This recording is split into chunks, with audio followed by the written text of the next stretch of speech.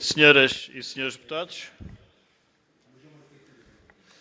muito boa tarde. Vamos reiniciar, ou melhor dito, iniciar da parte da tarde as audições que havíamos previsto para hoje.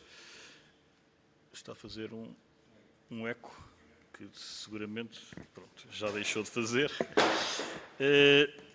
Vamos então iniciar a audição a requerimento do Grupo Parlamentar do Partido Social Democrata da Sra. Provedora de Justiça. Temos o gosto de contar entre nós com a Sra. Professora Doutora Maria Lúcia Amaral, que eu calorosamente saúdo e cuja presença muito agradeço. Trata-se de uma audição no âmbito da apreciação na especialidade da proposta de lei 4314 do Governo, que reforça as garantias dos contribuintes e a simplificação processual.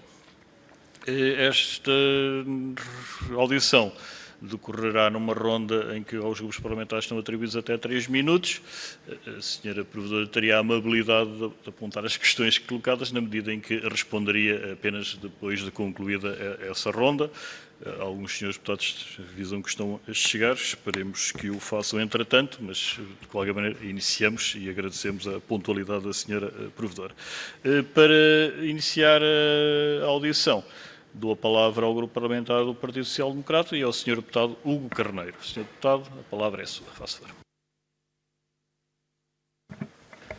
Sr. Presidente, Srs. Deputados, Sra. Provedora, agradecer-lhe a oportunidade de hoje ter vindo a esta comissão no âmbito da PPL 43, que é uma matéria, trata de uma matéria que muitas das vezes passa ao lado da generalidade das pessoas, mas tem bastante relevância e impacto em todos os contribuintes, desde logo por em causa estarem eventualmente as garantias dos contribuintes. E, portanto, esta proposta que nos é apresentada pelo Governo fala de simplificação, fala da suspensão da execução até certos montantes e de um outro conjunto de situações. Portanto, o diploma é bastante extenso e altera vários diplomas, desde a Lei Geral Tributária, ao Código de Processo e Procedimento Tributário, ao REGIT, entre outros, até ao próprio Regulamento da Inspeção.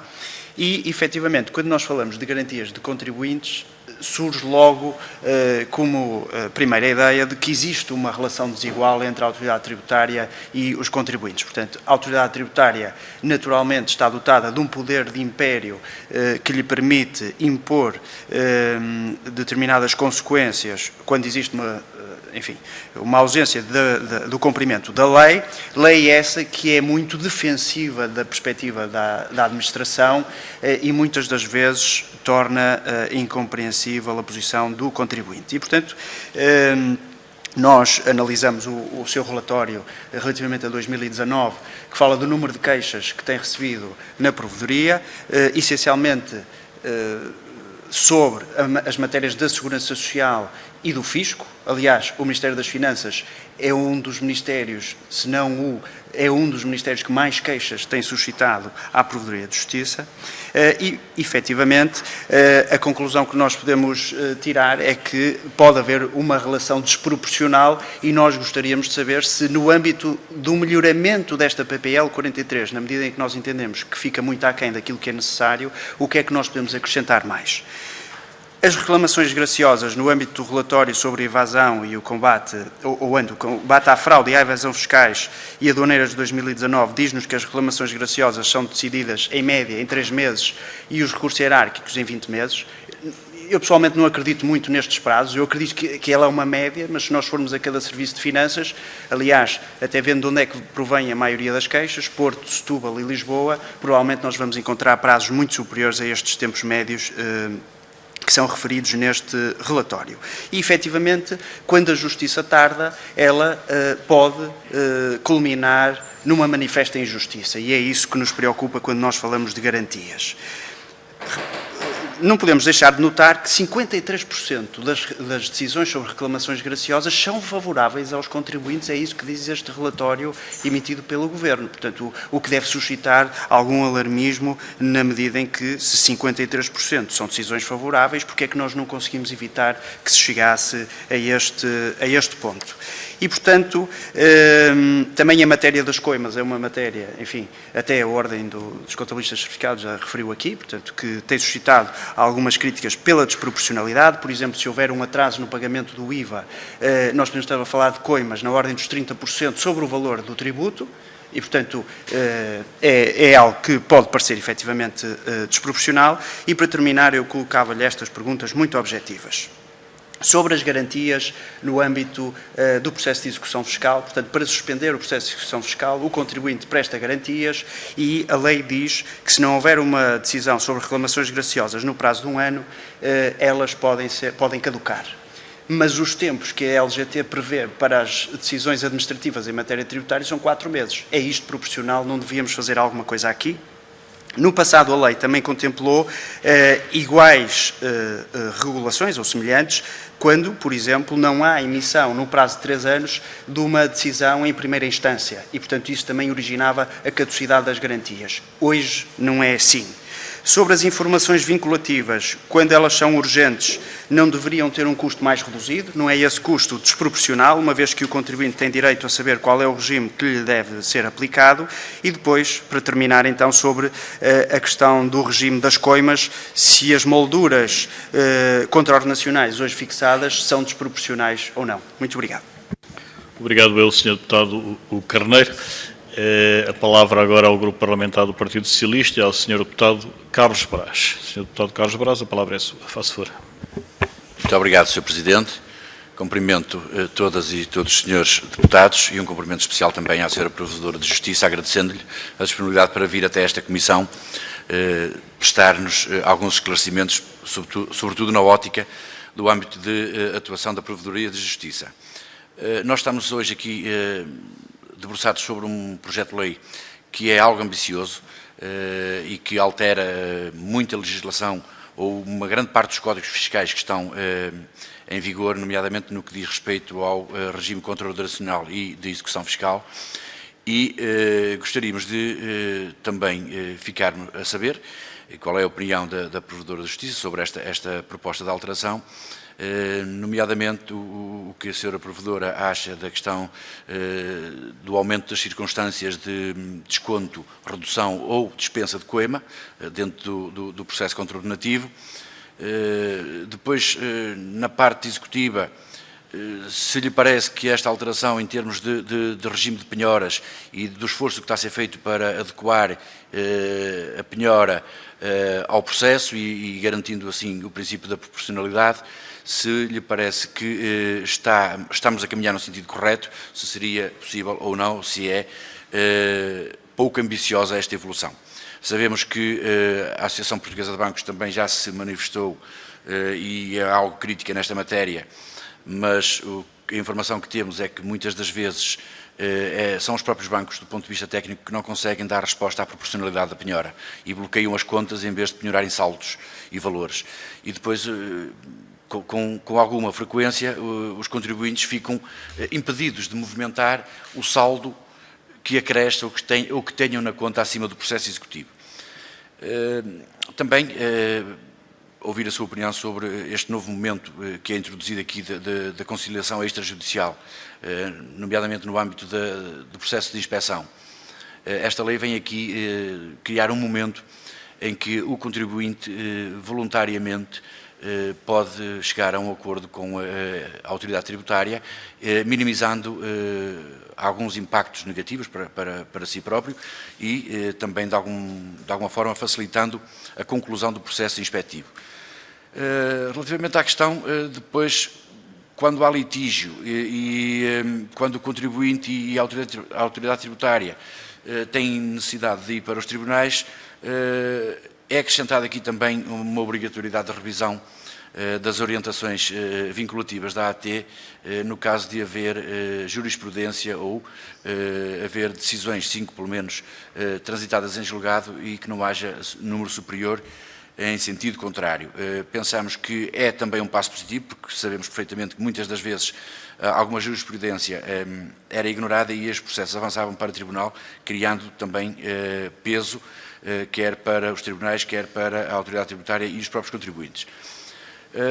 Há aqui também uma novidade, que é a suspensão do pagamento até decisão transitada em julgado, processo, e a questão também do depósito de 10% suspender o procedimento de venda, porque muitas das vezes as vendas são marcadas e depois são mesmo efetuadas. Neste caso agora, introduz-se aqui a possibilidade de, com um pagamento de apenas 10% do valor do processo, se suspender a venda. Portanto, é sobretudo sobre estas matérias que gostaríamos de ouvir a sua opinião. Muito obrigado. Muito obrigado, Sr. Deputado Carlos Brás. A palavra agora ao Grupo Parlamentar do Partido Comunista Português, o Sr. Deputado Duarte Alves. Sr. Deputado, a palavra é sua. Faça favor. Muito obrigado, Sr. Presidente. Cumprimento também a Sra. Provedora de Justiça. Queria apenas abordar aqui uma outra questão relativa à proposta de lei 43 e uma das preocupações que nós salientamos na discussão da generalidade desta proposta de lei, que tem a ver com uma alteração ao regime geral das infrações tributárias, em que passa a ser especificado que a autoridade tributária e a segurança social passam a ser consideradas autoridades de polícia criminal para efeitos do Código de Processo Penal.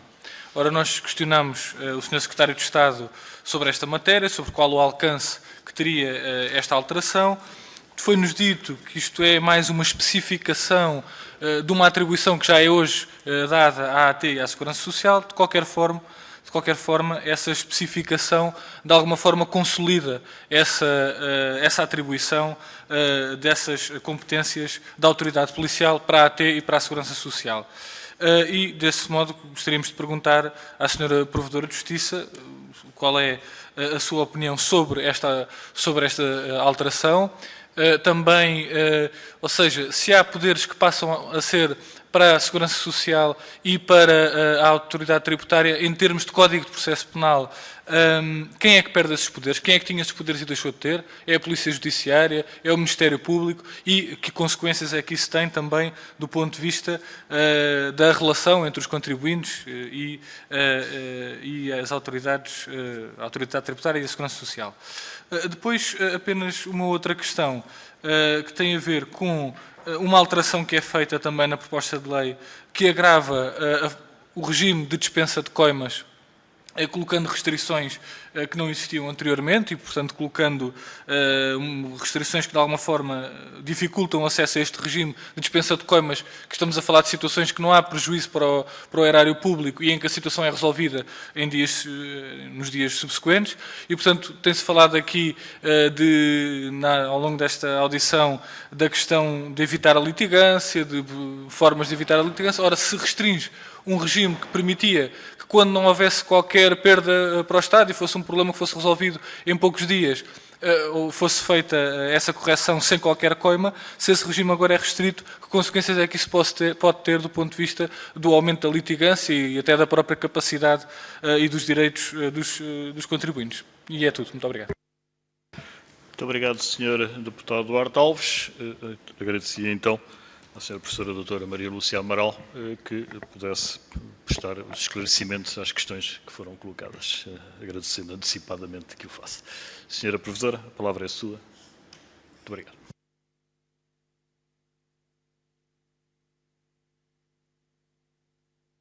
Peço desculpa. Boa tarde, Srs. Deputados. Muitíssimo obrigada por todas as perguntas que me foram colocadas.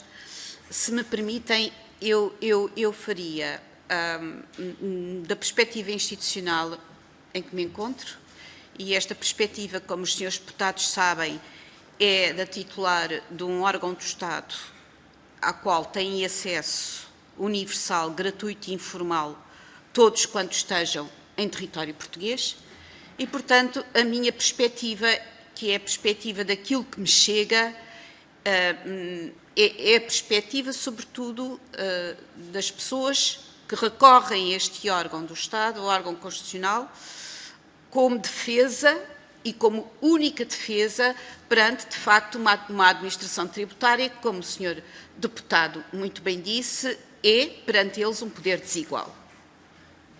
E há muitíssimo a fazer para que esse poder desigual deixe de ser tão desigual. Esta proposta de lei faz o que é bem e faz o que é insuficientemente da perspectiva que me chega. Eu creio que faz bem em dois aspectos.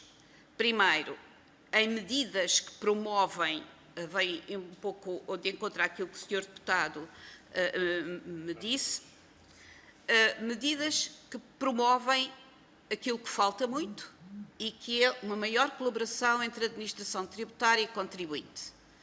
E, nessa medida, promovem também algo que é fundamental ter, que é uma maior confiança, muito inexistente, de acordo com a minha prática, dos cidadãos na administração tributária e, por isso mesmo, a consciência cidadã de que pagar impostos é um dever fundamental. E, portanto, melhorar a administração tributária é promover esta consciência cidadã, é um dever fundamental do legislador. Ora, quanto a estas medidas que contribuem para uma maior aproximação, uma maior colaboração, um maior entendimento entre a administração tributária e o contribuinte, e, nessa medida, são benéficas na perspectiva da promoção da cidadania fiscal e benéficas no diminuir da litigância, há aqui 3 que, de facto, eu concordo que, em alguma medida, são benéficas. A audição prévia antes da informação vinculativa. Aqui o contribuinte pode requerê-la antes a administração tributária, enquanto grande poder, dá-la-ia se quisesse. É um progresso. A determinação de critérios bem objetivos para que as orientações genéricas da administração sigam a obediência da jurisprudência, evitando às vezes situações de litigância absurda em que o Estado se empenha em litigar nos tribunais com grande prejuízo para todos, muitas vezes sem razão. A determinação desses critérios, a determinação clara desses critérios é também um avanço para que a administração tributária conheça os seus limites e saiba onde deve parar. Esta é uma medida benéfica neste contexto e também é uma medida benéfica neste contexto o momento de conciliação que antes não existia no procedimento inspectivo. Estas 3 medidas eu considero-as para a promoção de uma maior colaboração entre contribuinte e administração, medidas saudáveis. Depois há um conjunto de medidas que, tal como eu as entendi, visariam outra coisa, visariam algo que é absolutamente fundamental, sobretudo da ótica dos contribuintes que se me queixam, e que é melhorar a justiça fiscal, particularmente nos processos de execução. E eu aí vejo 2 medidas que são saudáveis e que são de louvar, indiscutivelmente, uma que já tardava e que é a de suspender o processo executivo até ao termo do prazo em que o contribuinte pode reagir contenciosamente ou graciosamente. A situação atual era uma situação denotativa de uma... É como se a administração tributária pudesse não levar a sério os instrumentos de direito que os contribuintes legitimamente dispõem para discutir as decisões de que são destinatários.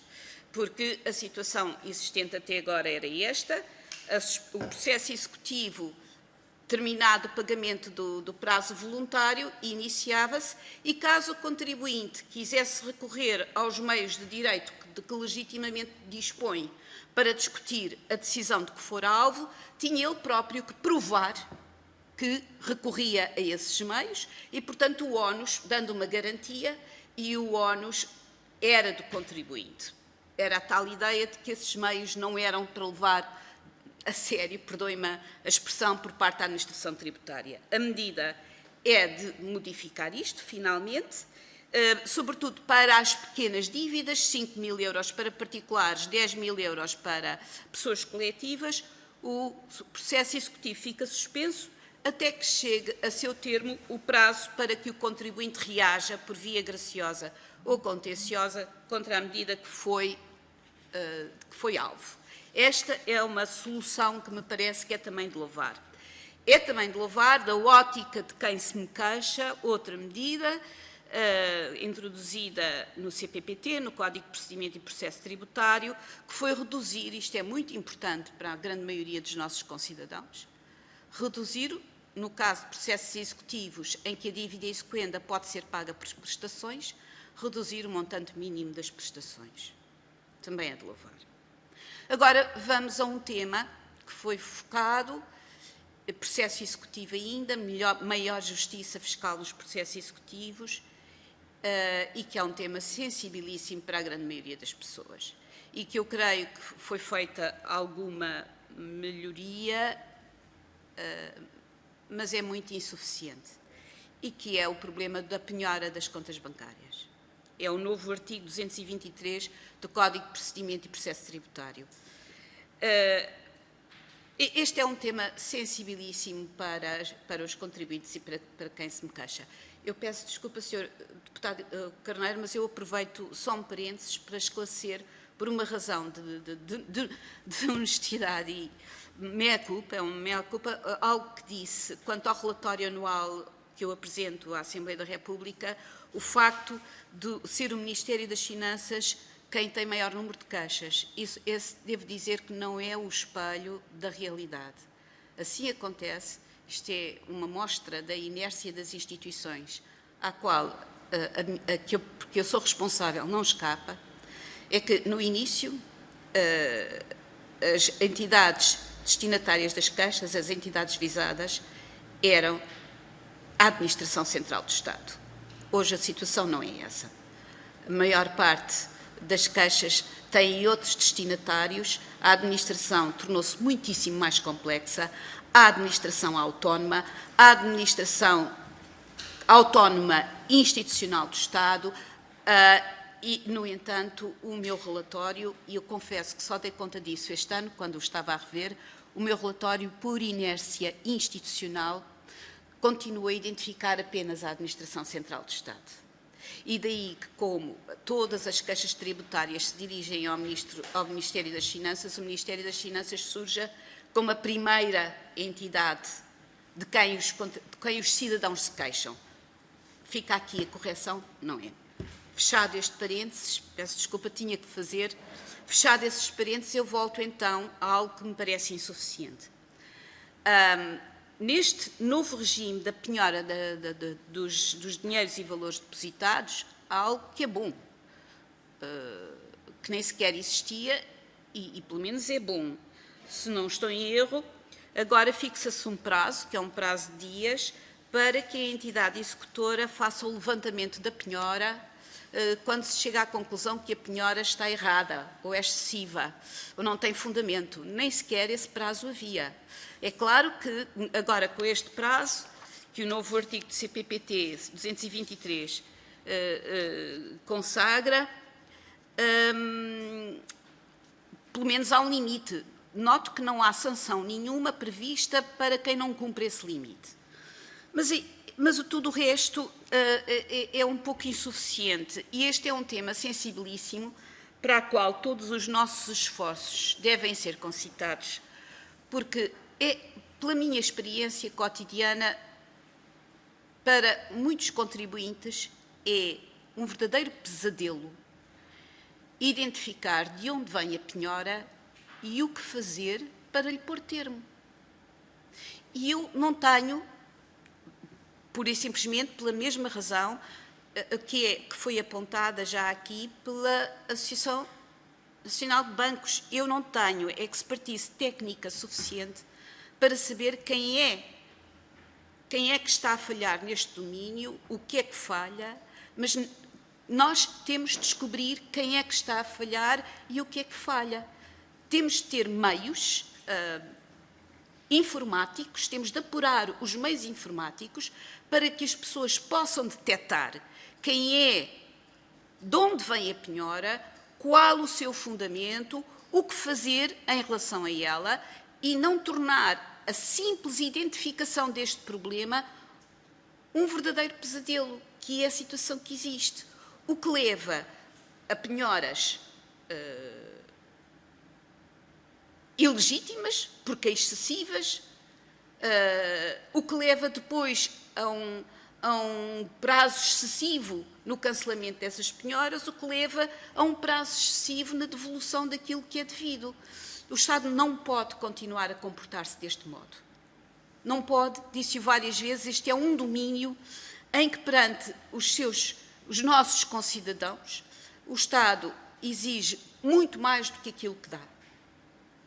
É, portanto, este um tema sensibilíssimo que eu creio, confesso que não posso saber, não tenho os meios, a informação até técnica para saber, e também não cabe a mim saber o que é que falha, o que é que está a falhar e como é que isto deve ser resolvido.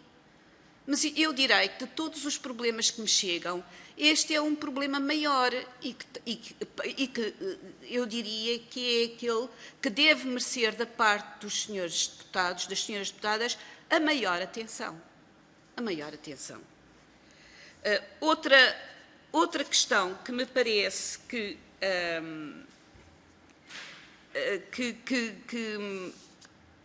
de louvar esta não é, esta eu creio que está insuficiente, mas em matéria de coimas, tudo o que foi feito relativamente aos regimes de dispensa e redução de coima parece-me também que foi bem feito. Era algo que era fundamental fazer, e isso saúdo o facto de se dispensar a coima quando a situação é regularizada dentro de um determinado prazo, sem que possa ser imputado a um comportamento de má-fé do contribuinte reiterado ou com prejuízo para o Estado. Era absolutamente injustificado que não houvesse esta dispensa de coima quando não havia razão nenhuma para que se pensasse que o Estado viria a ser lesado no facto de se não ter pago imediatamente, uma vez terminado o prazo para o pagamento voluntário. Também penso que é de saudar tudo o que foi pensado para a redução de coima na sequência do tal momento procedimental conciliatório antes do termo da inspeção. Isto são aspectos também positivos. Finalmente, como outros aspectos que eu diria que ficaram, há muito mais para ficar, que ficou por fazer, mas eu, dentro do muito mais para já, eu focaria duas questões essenciais, que são aquelas também mais evidentemente me chegam. A comunicação entre a administração tributária e os cidadãos é terrivelmente insuficiente. Nós teríamos que melhorar essa comunicação, é também um dever, porque as pessoas por aí simplesmente não compreendem, começam por não compreender a sua situação. Isto não pode acontecer. Portanto, o que foi feito em matéria de simplificação de notificações e citações é também muito insuficiente. E a comunicação começa aí. Quando um cidadão é citado, é notificado pela administração tributária, era bom que compreendesse o que é que se lhe exige. É o mínimo. E a verdade é que não compreendo. Eu sei que, por experiência, sou jurista e sei também que o nosso ordenamento é de tal ordem complexo que uma notificação e uma citação exigem o carregamento veicular de toda a informação jurídica devida e, como o nosso ordenamento é complexo, essa mensagem é inevitavelmente complexa. Mas nós aqui devíamos fazer um esforço de criatividade, de imaginação e de amizade, no sentido clássico do termo, entre o Estado e o contribuinte, para que este problema fosse resolvido. Volto a repetir, não é admissível que os cidadãos não entendam aquilo que lhe é exigido, pedido pela administração tributária através das citações e notificações. E a minha experiência é que muitos deles não entendem, pura e simplesmente. Outro ponto que me parece que falta e que denota a ideia que também não é aceitável, que a administração tributária, não, perdoem-me a expressão, não leva a sério o facto de o ordenamento jurídico pôr à disposição dos cidadãos, dos contribuintes, meios de defesa legítimos para que as suas decisões sejam reclamadas e sejam discutidas na sede própria, é este ponto. Eu continuo a não compreender porque é que sempre que há o pagamento voluntário da coima, automaticamente termina aí o procedimento contra a ordem nacional e o contribuinte, porque pagou voluntariamente, não pode continuar a discutir aquilo que a decisão de que foi alvo. Estes são os pontos fundamentais que me parece. Há muitos outros e bem complexos para os quais eu não tenho, devo dizer, uma visão de conjunto. Colocou-me o senhor deputado a questão de saber, a questão dos poderes de investigação. Eu ouvi a resposta que foi dada pelo senhor secretário de Estado e devo dizer que estou de acordo com ela num ponto. É evidente que esta lei, que como foi dito, altera pelo menos 8 diplomas, tínhamos também a noção desta complexidade. Esta lei não pode alterar a lei de organização da investigação criminal e, portanto, não vai atribuir poderes de investigação criminal a quem não os tem. E quem os tem é identificado pela lei da organização da investigação criminal.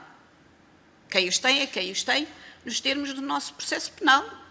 E pronto, é isso mesmo. Agora, eu compreendo a necessidade das autoridades tributárias e das autoridades de segurança social serem entidades coadjuvantes de investigações necessárias em matéria que, uma vez identificadas como matérias criminais, serão devolvidas aos órgãos de investigação correspondentes. Eu compreendo a necessidade de que estas autoridades atuem, como agora se costuma dizer, a montante, para que se possa descobrir a verdade em relação a algo que precisa de ser investigado. Por isso, a mim parece-me que, na redação deste artigo, isso tem de ficar muito claro, porque a redação, como está, pode ser, de facto, equívoca. Não se trata de atribuir poderes a estas autoridades que a lei de organização da investigação criminal atribui às autoridades que têm poderes de investigação criminal nos termos do nosso Código de Processo Penal e do nosso sistema de processo penal. Isso fica muito claro. Agora, isso é uma coisa. E outra coisa completamente diferente é impedir ou não atribuir por lei competências coadjuvantes a montante destas autoridades ao Fisco, à Autoridade Tributária e à Segurança Social. Eu creio que todos nós lucraríamos com essa colaboração. Houve mais questões que eu creio que ficaram por responder, particularmente as de garantias, da caducidade das garantias no processo e da desproporção das coimas. Aí eu tenho aí um problema que é o seguinte: nós temos aqui que encontrar um equilíbrio muito certo entre a necessidade que todos temos como comunidade política, coletividade política, de que o dever fundamental de pagar impostos seja cumprido, seja exercido, e, portanto, não nos apetrecharmos de meios jurídicos que sejam, para esse ponto de vista, excessivamente dúcteis, e a necessidade que temos de ser justos para com os contribuintes. Neste contexto, eu não tenho e nem posso dizer neste momento, Sr. Deputado, que estes dois pontos que me colocou são, de facto, pontos a reponderar necessariamente, pelo menos, daquilo que me chega. Daquilo que me chega, eu direi, dentro do que posso dizer, que há muito a fazer nestes dois domínios que eu vos identifiquei. Primeiro, eu direi três. Primeiro, as penhoras. E impedir que se torne verdadeiramente um pesadelo para o cidadão comum saber se uma conta bancária sua foi penhorada, de onde vem a penhora, quantas houve, como reagir àquilo que aconteceu. Isso não pode voltar a acontecer. E, portanto, a ideia da Associação Nacional de Bancos, de uma plataforma eletrónica comum, onde se encontrassem todas as entidades, a mim parece-me uma coisa óbvia. Se isso não é factível também por inação dos bancos, eu não sei. Mas é um problema e o problema tem de ser resolvido. Segundo problema que tem de ser resolvido, a da comunicação entendível, amigável, cívica, entre a administração tributária e o contribuinte.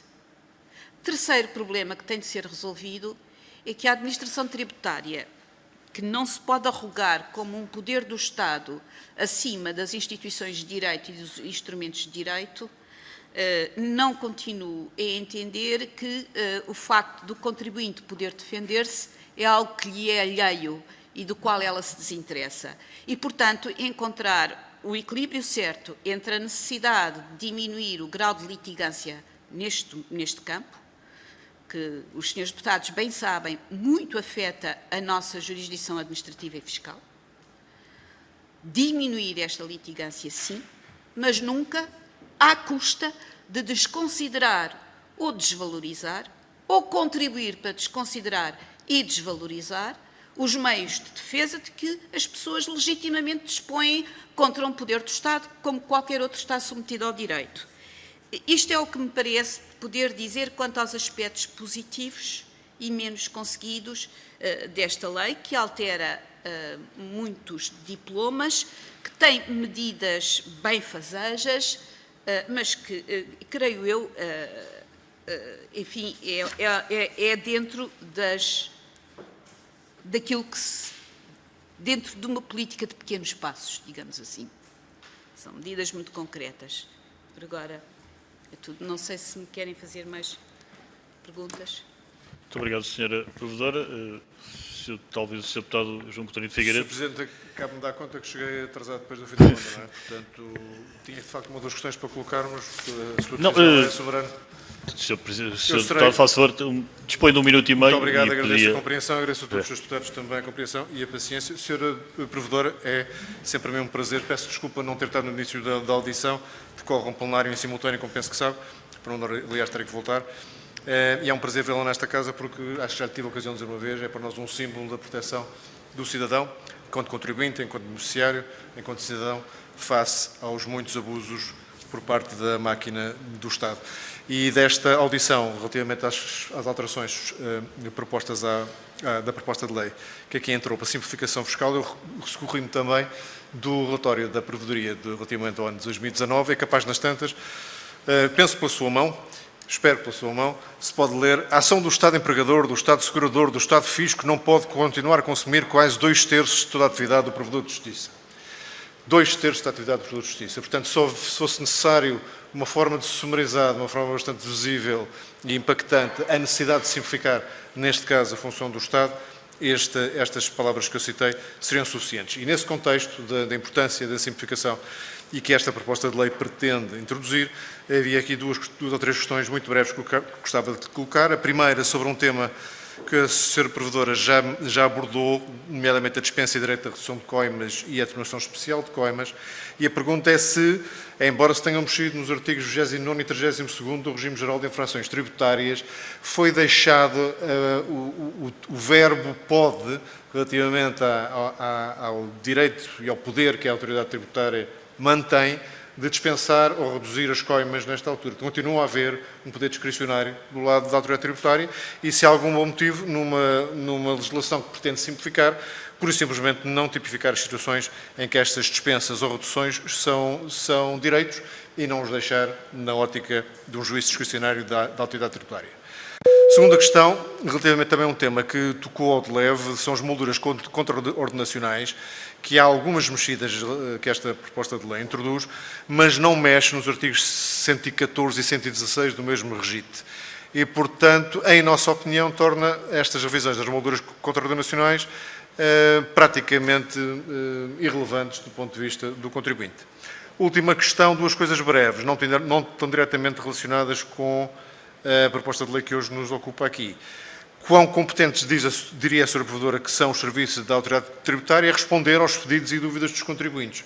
Porque os relatos que nos chegam é que, por exemplo, as informações vinculativas, que são bastante custosas em tempo e até em dinheiro, em alguns casos, não são claras de todo para os contribuintes. E, para finalizar, considera que a presunção do indeferimento tácito nas decisões da Autoridade Tributária, que se mantém, põe o ónus no contribuinte e deve ou não ser invertida exatamente para protegê-lo neste contexto. Muito obrigado, Sr. Presidente, mais uma vez. Muito obrigado, Sr. Deputado João Coutinho Figueiredo. A palavra à Sra. Provedora de Justiça para responder a estas questões.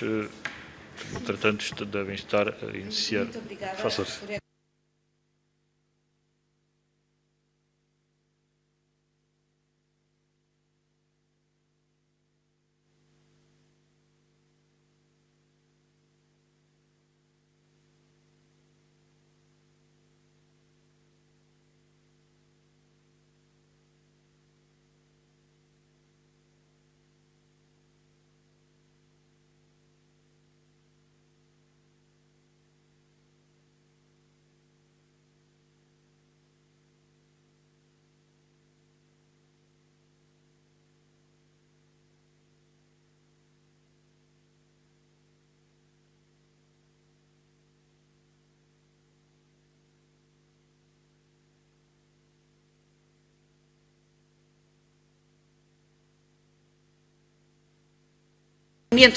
Peço desculpa.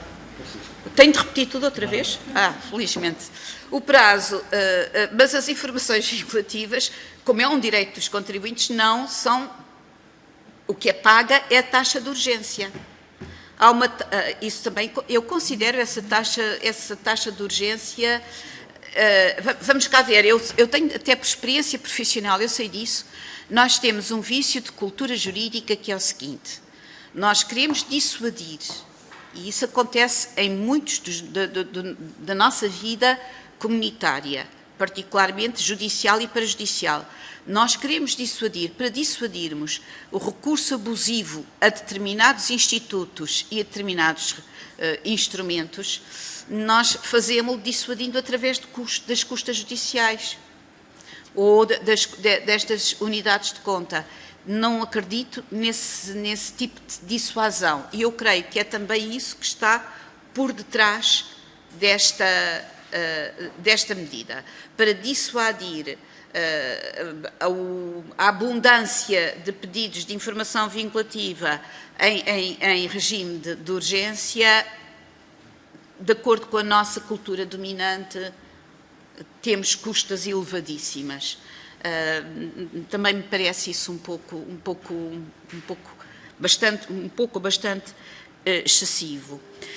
Quanto à dispensa de coimas e atenuação especial de coimas, o facto de estar o verbo pode, eu interpretei da seguinte modo: é que essa dispensa de coima e a atenuação especial de coima não pode...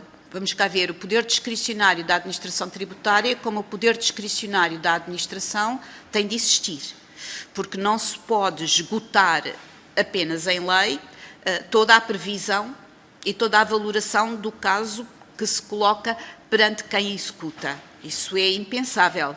E, portanto, eu interpretei essa reminiscência de poder discricionário como uma defesa que a administração tem para valorar se, no caso concreto, se trata de um comportamento reiterado ou não, para valorar se, no caso concreto, houve ou não um comportamento do contribuinte lesivo dos interesses do Estado, e nessa medida, eu não o considerei, interpretei-o assim, não o considerei excessivo ou ilegítimo.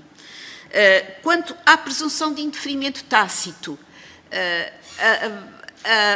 Eu confesso que o Sr. Deputado colocou-me essa pergunta e eu precisava de pensar melhor sobre ela. Não tenho para ela uma resposta imediata. E porquê? Porque não é uma questão delicada, sob o ponto de vista de harmonia de posições entre os deveres do contribuinte e os poderes da administração tributária. Portanto, eu não tenho para ela uma resposta e não tenho, precisava de pensar mais sobre o assunto e confesso que não pensei. Quanto ao facto dos artigos 114 e 116 do registro não terem sido alterados, sim, a mim parece-me que ponderar esse assunto e evitar que as outras alterações, pela inalteração desta, se tornem alterações prima facie benévolas, mas depois a longo termo ineficazes, sim, tem toda a razão, dar-lhe a razão, eu prestaria atenção a isso. E, finalmente, para terminar, com a frase que me citou.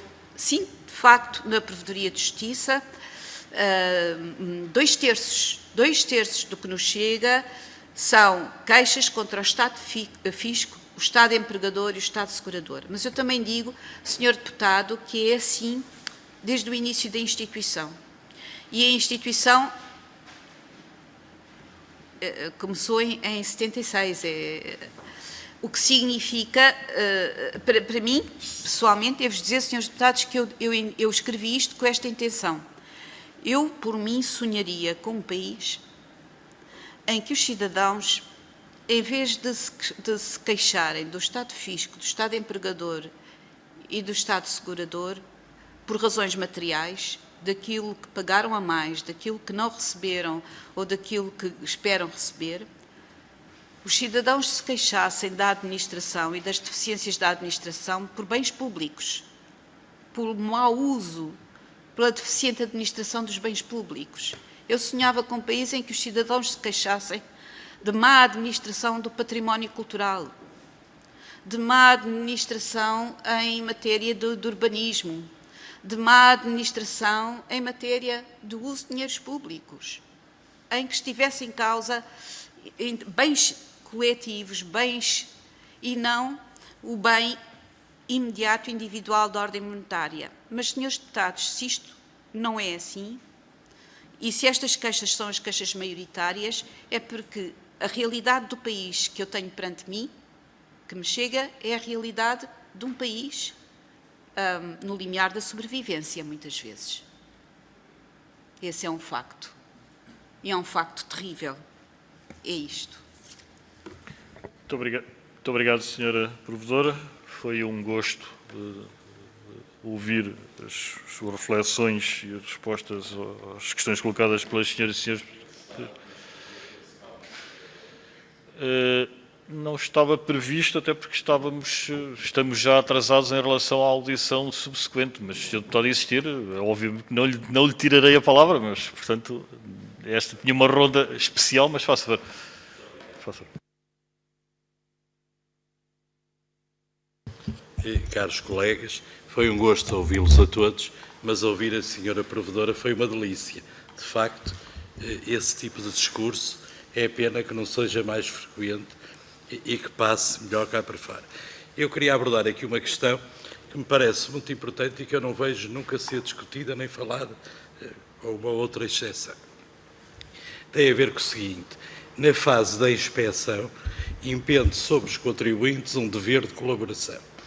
E depois, mais adiante, na fase processual penal, goza esse mesmo contribuinte, depois de arguido, do direito ao silêncio, de não se auto-inculpar e não auto-incriminar.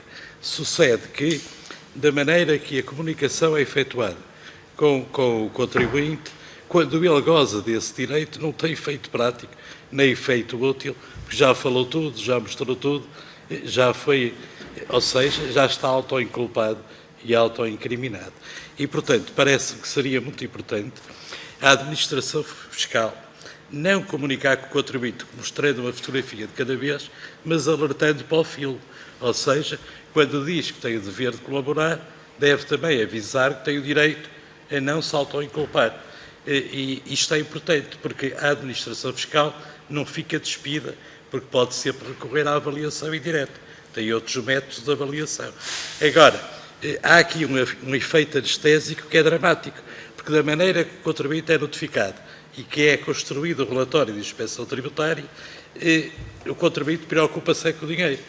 Nem se lembra que lhe pode vir a acontecer depois de ficar privado da liberdade. E, portanto, parece-me que fazia sentido que o legislador alterasse esta matéria, incluindo o dever do fisco, um poder de dever que fosse imperativo por lei, de quando avisa que tem que colaborar, também alertar para o facto de que pode ficar calado.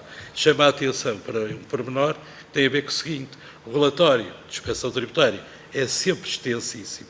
Depois de muita conversa e antes dos anexos, que às vezes são centenas de folhas, a parte dedicada às infrações é um parágrafozinho que passa despercebido ao contribuinte. E, portanto, entendo o PSD que esta matéria é muito relevante e gostávamos de saber a opinião da senhora provedora. Se me for permitido mais uns segundos. Não.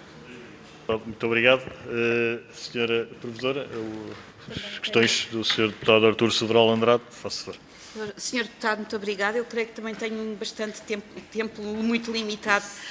Senhor Deputado, eu compreendo o problema que me coloca, que é um problema sério, mas eu tenho de partir de um pressuposto que me parece irrenunciável, que só faz sentido, que é o seguinte: o procedimento inspectivo da administração tributária só faz sentido como procedimento administrativo se for, sob todos os pontos de vista, autónomo em relação ao processo crime e à lógica do processo crime. E o princípio da não autoincriminação é um princípio constitucional, é um princípio fundamental, mas no processo crime. Ora, nós não vamos consumir uma coisa na outra, e a mim parece-me que existe a necessidade da parte da administração tributária de inspecionar à margem do crime, e a mim parece-me que existe a legitimidade de acreditar que o cidadão inspecionado também se não coloca automaticamente, por ser inspecionado, na condição de arguido. São duas realidades separadas, completamente separadas. Eu compreendo o que me quer dizer e admito que seja necessário pensar um pouco melhor sobre isso. Mas parece-me que não é saudável, sob aspecto nenhum, fazer imigrar para aquilo que é um procedimento administrativo necessário, do qual a administração tributária não pode prescindir, que é a legitimidade de inspecionar, fazer imigrar para esse procedimento, que é um procedimento administrativo, e só um princípio que é um princípio estruturante do processo criminal. Quer dizer, são duas coisas distintas, autónomas, horrível o país em que todos os inspecionados seguissem automaticamente para a condição de arguidos, penso eu. Não é isso que se passa, nem é isso que se deseja que se passe. Esta é, portanto, neste momento a minha resposta, não obstante pensar, admitir que a questão que coloca pode ser sujeita à reflexão e deve ser sujeita à reflexão. Mas o princípio da colaboração em processo administrativo é um princípio estruturante do procedimento administrativo, porque estamos num outro mundo, num outro universo. Muito obrigado, Sra. Provedora, por mais este esclarecimento complementar. Cumpre bem, em nome da Comissão de Orçamento e Finanças, de todas as senhoras e senhores deputados, agradecer a presença da professora doutora Maria Lúcia Amaral. É sempre um gosto contar com a presença da Sra. Provedora na Assembleia da República. Eu pedi às senhoras e senhores deputados, enquanto acompanho a Sra. Provedora à saída, seguiríamos com a audição já agendada, que se seguirá, da Liga dos Bombeiros Portugueses, não no âmbito desta proposta de lei, mas da proposta de lei 15 da 14ª legislatura. Está encerrada esta audição, seguir-se-á de imediato a seguinte.